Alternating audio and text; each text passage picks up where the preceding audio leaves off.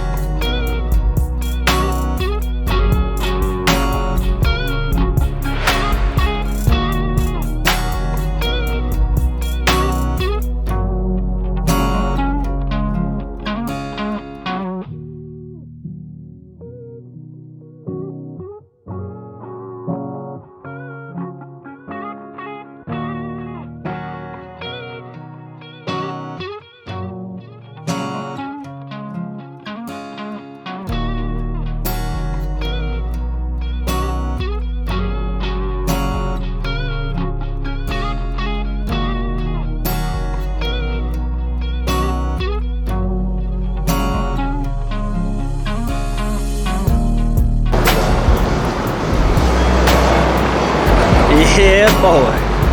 There she is, leveling kit and all.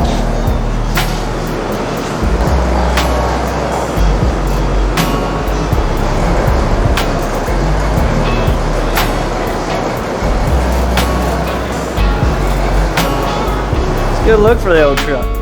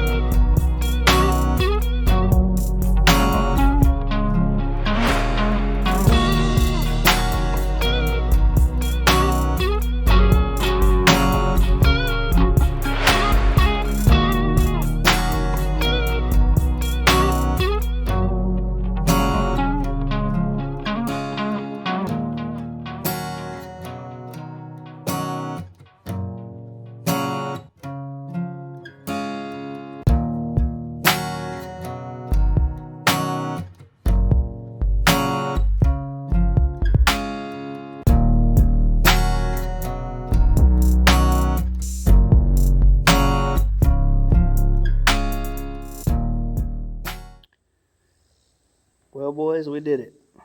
We have made it to the end of our road. She's done.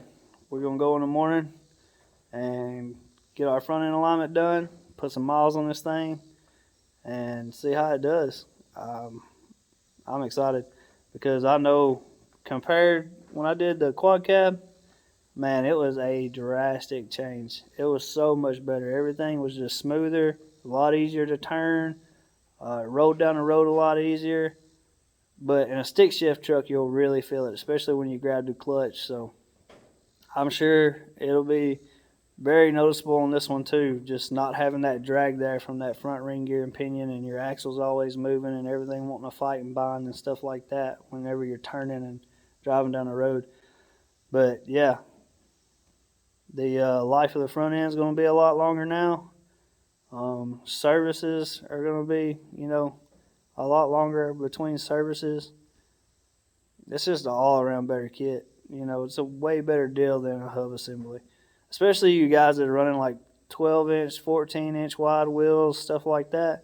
Man, them hub assemblies, they don't survive it. They just cannot handle that amount of pressure on a bearing of that style. You know, you got two tapered cone bearings on here that support the inner and outer, side of your hub.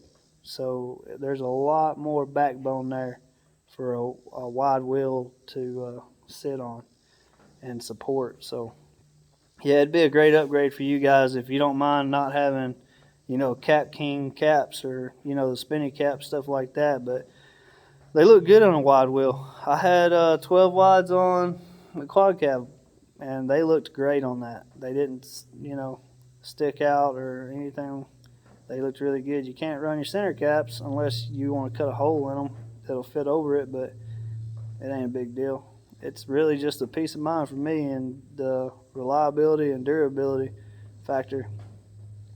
Like I said, I take these trucks all over the United States, so that plays a big role in what I do. But no, we gotta get rid of these Pep-All wheels on this truck.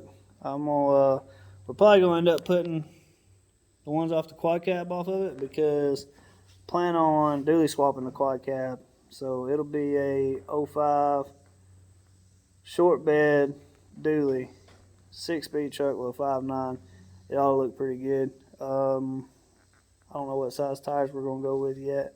I got a set of stock wheels, but that's for a different time. That's for a different video maybe. We'll talk about that. But yeah, appreciate y'all sticking around. If y'all enjoyed it, like and share. Catch you on the next one, man.